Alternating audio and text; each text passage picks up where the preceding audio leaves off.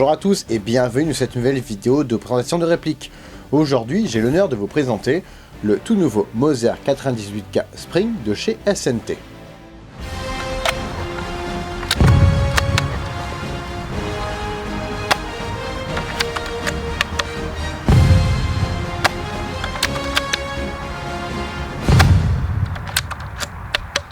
Alors vous allez me dire, oui, encore un Moser, parce qu'effectivement, il y a déjà eu plein de versions sorties précédemment.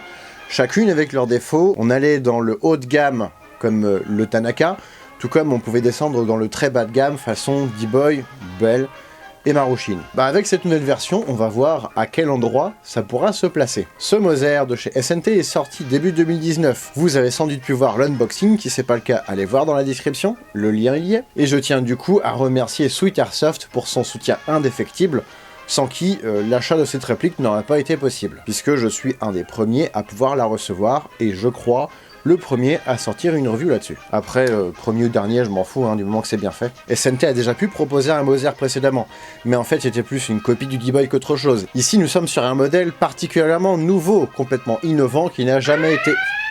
Ah, fake news? Ouais, en fait non, c'est juste une copie du nouveau Tanaka. C'est peut-être pas un hasard si j'ai acquis le dernier Moser de chez Tanaka.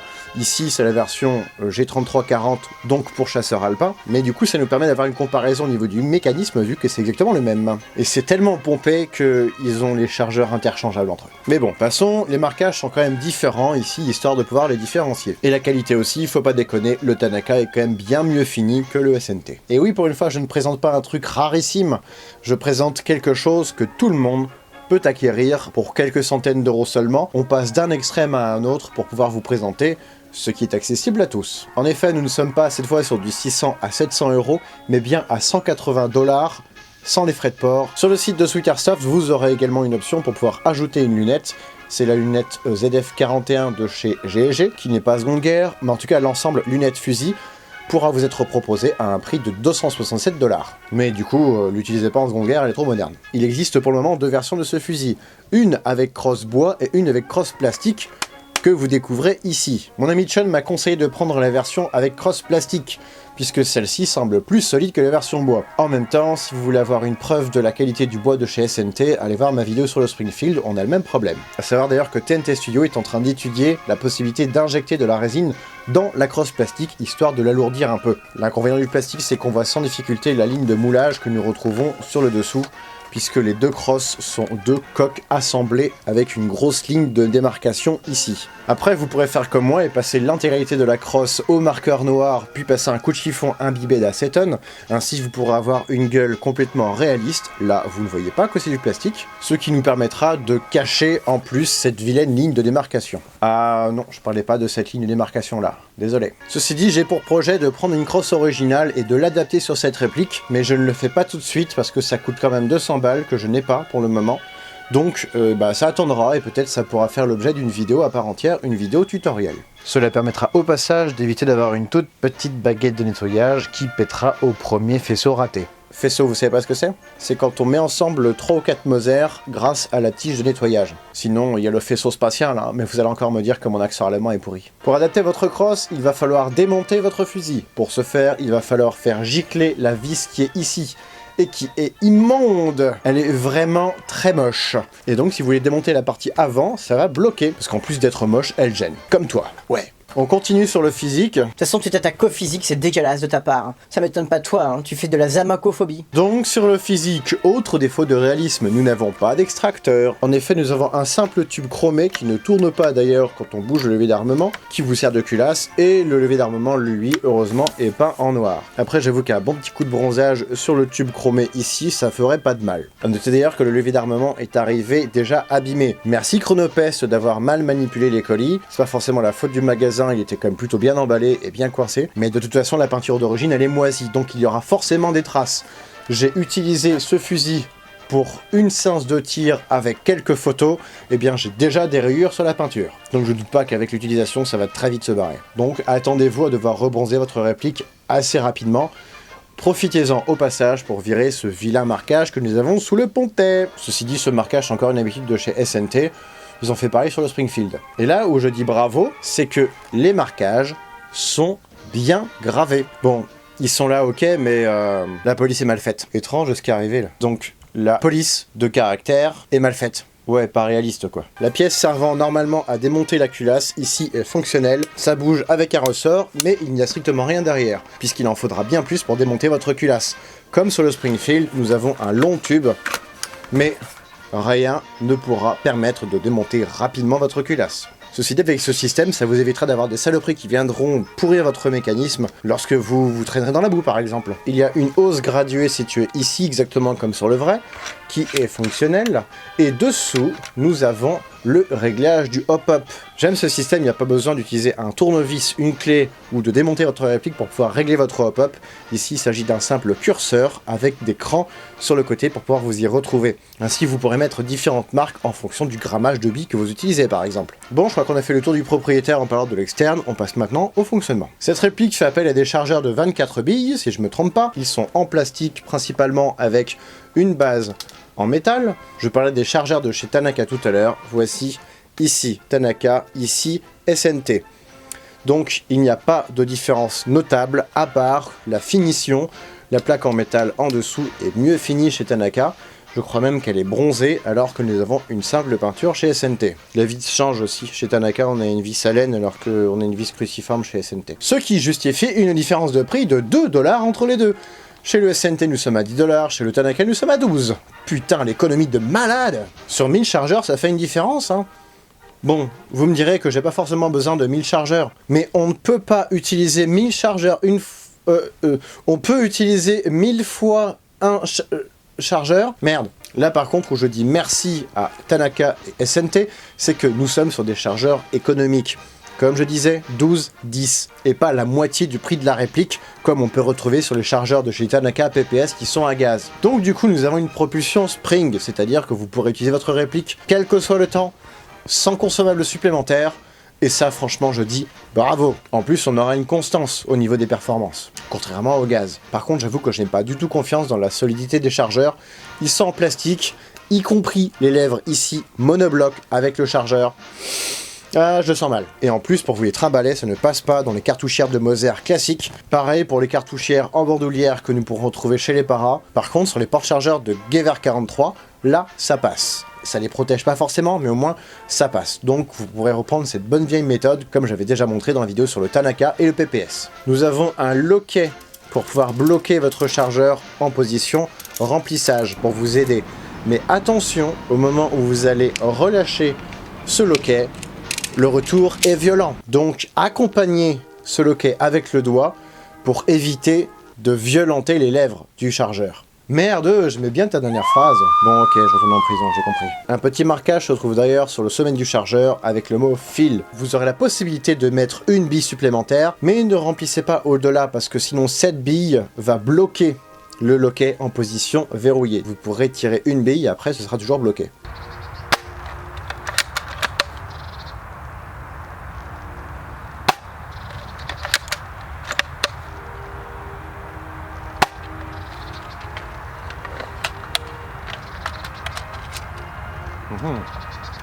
Attention à ce que votre loquet ne reste pas bloqué. Sinon, ça marche pas. Le déverrouillage du chargeur qui se met par le dessous se trouve, comme sur toutes les versions précédentes, ici. C'est un petit bouton qui se trouve à l'avant du pontet qui permet de libérer et délivrer votre chargeur. Et là où nous avons une évolution par rapport à tous les autres Moser précédemment sortis, évolution réaliste, sympathique, mais néanmoins très dangereuse, nous avons un arrêtoir de culasse. En effet, mon chargeur est vide, et ça bloque. Surtout, ne soyez pas surpris, ne forcez pas.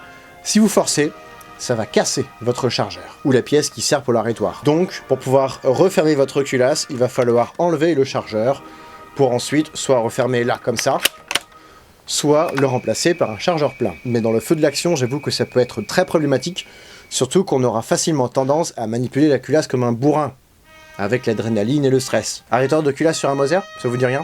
Manipulez un vrai. Vous verrez qu'il y a une planchette sur deux qui aura l'arrêteur de culasse. Puisqu'en fait, c'est la planchette élévatrice qui aura un cran qui sera limé ou non suivant les modèles. Bon point sur la sécurité, si jamais votre culasse n'est pas entièrement refermée, vous ne pourrez pas tirer. Ça évitera les mouvements d'oculace violents si jamais vous n'avez pas fini votre geste, ou que votre réplique s'ouvre malencontreusement, et que vous appuyez sur la détente sans faire exprès. La noix d'oculace ici présente dispose d'une sûreté en drapeau, comme sur le vrai, là où par contre nous avons une différence de fonctionnement, c'est que sur un vrai, normalement nous avons ici la sûreté qui permet d'ouvrir votre culasse mais ne pas tirer, et ici à droite, de bloquer votre culasse et de bloquer le tir. Ici nous sommes binaires, soit nous avons à gauche la position de tir et vous pouvez ouvrir votre culasse, au milieu et à droite, c'est la même position, en fait, vous ne pouvez pas ouvrir votre culasse et vous ne pouvez pas tirer. La détente est bloquée. Petite faute de réalisme, mais cependant, c'est peut-être compliqué, avec un mécanisme spring comme ça, de pouvoir reproduire exactement le même système que le vrai. Parlons maintenant de l'interne, il est complètement propriétaire.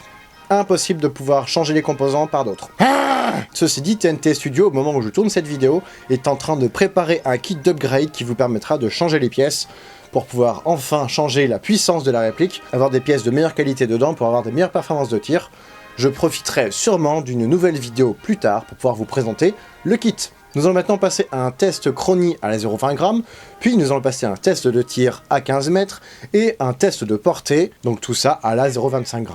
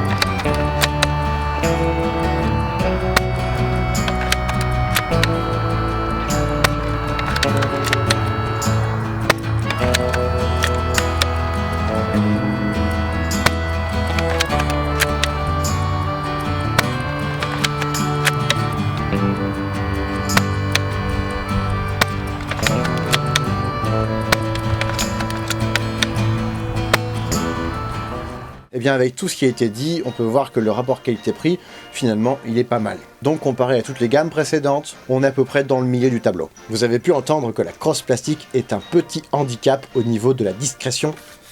Quand on tire, ça fait un bruit de ressort qui est amplifié par le creux de la crosse.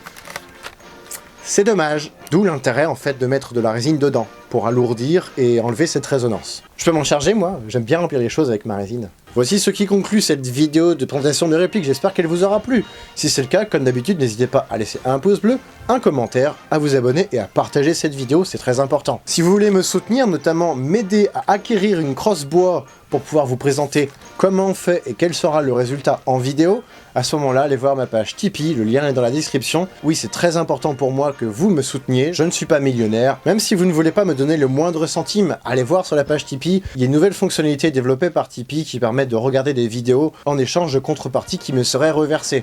C'est quelques centimes, ça vous prendra 3 minutes toutes les heures si vous êtes motivé, et moi ça pourra me rapporter 9 centimes toutes les heures, si vous êtes motivé. C'est pas grand chose pour vous, mais c'est beaucoup pour moi. C'est ça qui me permettra de continuer. Quant à moi, je vous donne rendez-vous prochainement pour une nouvelle vidéo de présentation de répliques d'Airsoft, de Nyx, d'uniforme et de VIP. Salut!